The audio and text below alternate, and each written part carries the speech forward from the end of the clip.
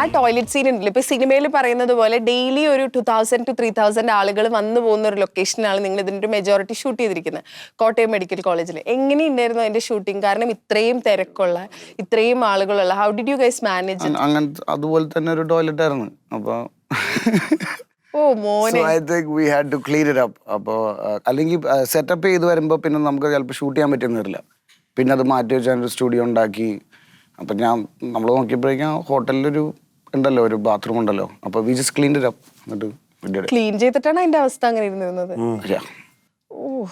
അല്ല, ആക്ച്വലി ബാസി ആയതുകൊണ്ടാണ്, ഞാൻ വെറുതെ പറയല്ല, ബാസി ആയതുകൊണ്ട് അത് ചെയ്തെന്ന് എനിക്ക് തോന്നുന്നു. ഞാൻ ചെയ്യില്ലത്.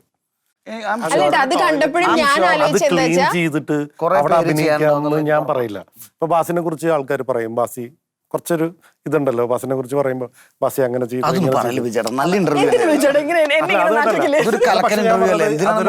കലക്കനാണ്. അപ്പം അങ്ങനെ എഫേർട്ട് കിട്ടുന്ന ഒരാളാണ് എന്നും കൂടി നമ്മൾ മനസ്സിലാക്കുമ്പോഴാണല്ലോ നമുക്കൊരാളോട് ഒരു റെസ്പെക്ട് തോന്നണം. നമുക്ക് വിശ്വസിക്കാവുന്ന ഒരേ ഒരു gold loan. ICL Fincorp, the intelligent choice.